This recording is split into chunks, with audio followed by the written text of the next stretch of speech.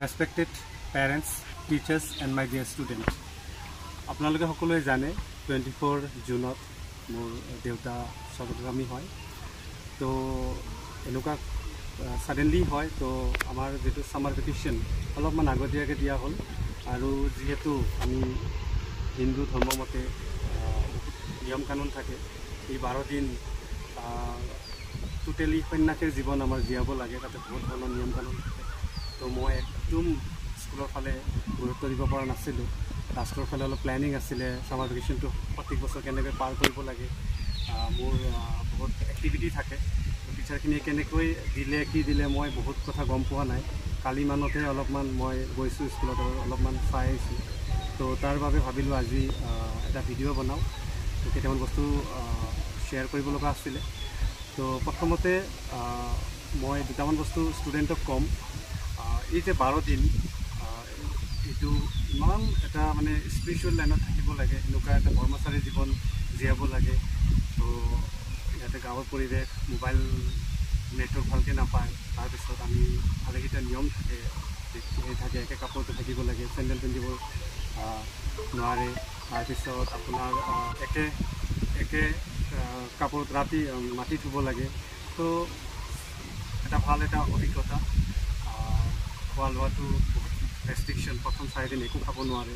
তাৰপিছত আপোনাৰ বাকীকেইদিন খাব পাৰিলেও তাৰে মাজত একদিন বা দুদিনেই যিটো বইল হয় আবেলি, কাৰণ যিটো দিন বাৰৰ কথা থাকে। যিয়ে নহওক এটা ধুনীয়া এক্সপিৰিয়েঞ্চ আছিলে। আৰু ষ্টুডেণ্টখিনিক মই দুটামান কথা ক'ম কি এই যে 12 দিন বিভিন্ন ব্যক্তিয়ে ইয়াতে গাঁৱত ইমান ভিতৰুৱা অঞ্চলত মোক লগ কৰিব আহিছে, এটা খুবেই মানে ৰেচপেক্ট ফিল কৰিছোঁ। তো এই ৰেচপেক্টৰ আঁৰত হয়তো এডুকেশ্যন, শিক্ষা, তো এইটো ভাল লাগিছে। আজিকালি মানুহৰ সময় নাথাকে, তাৰ মাজতো যথেষ্ট মানুহ, মেক্সিমাম মানুহ লগ কৰিব আহিছে। তো ইয়াত মই কি কানেক্ট কৰিব বিচাৰিছোঁ, এটা ভাল কাম কৰিলে বা পঢ়া শুনা যদি গুৰুত্ব দিয়া যায়, ভৱিষ্যতৰ লাইফটোত এটা সন্মান পোৱা যায়। তো মই কানেক্ট কৰিব পাৰিছোঁ কি মই যিহেতু গাঁৱৰ ঘৰত আছোঁ, বহুত কথা মনত পেলাই দিছে এই চিটুৱেশ্যনে। সৰুকালৰ কথাবিলাক মনত পেলাই দিছে, দেউতাৰ কথা কিছুমান মনত পেলাই দিছে, এনেকুৱা কিছুমান বস্তু মনত পৰিছে বা গাঁৱৰ মানুহৰ পৰা গম পাইছোঁ। গাঁৱৰ মানুহখিনিও মন খুলি কথা পাতিছে, বহুত ভাল লাগিছে। কি দেউতাই যেতিয়া মাক বিয়া পাতি আনিছিলে, আমাৰ নিজৰ ঘৰ নাছিলে, বেলেগৰ মাটিত কাপোৰেৰে বেৰি দি ঘৰ বনাই আছিলে।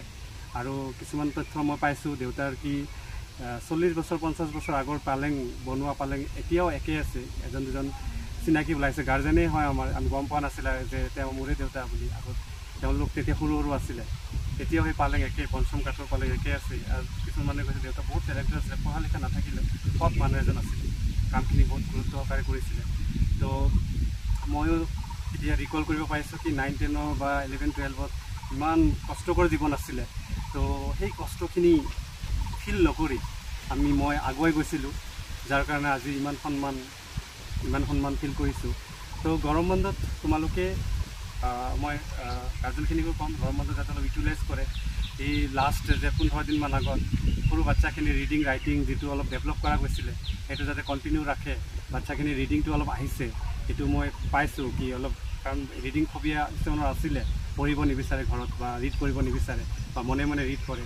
স্কুলৰ পৰা যেতিয়া এটা আমি অলপ এটা এফৰ্ট দিলোঁ, তাৰপিছত দেখিলোঁ নাই তেওঁলোক আহিছে। আৰু হায়াৰ ছেকেণ্ডেৰী স্পেচিয়েলি 9, 10, 11, 12 তোমালোক কিন্তু সময়খিনি একদম বৰবাদ নকৰিবা, প্ৰেক্টিছ কৰা। মই আকৌ কওঁ একশ্যনৰ ৰিয়েকশ্যন হয়, ভাল কাম কৰিলে তাৰ মৰমটো পোৱা যায়, যত্নটো পোৱা যায়। মই এবাৰ মোৰ ইমান সময়খিনিত ইমান ছাপৰ্ট পাইছোঁ মানুহৰ, তাৰ কাৰণে মই চিৰকৃতজ্ঞ। এইখিনি সময় ইজি নাছিলে, বহুত টাফ টাইম হয়। এইখিনি সকলোৱে আহি ইমান মৰম দিছে। আৰু আমাৰ শ্ৰাদ্ধটো অলৰেডি 4 তাৰিখত হৈ গ'ল।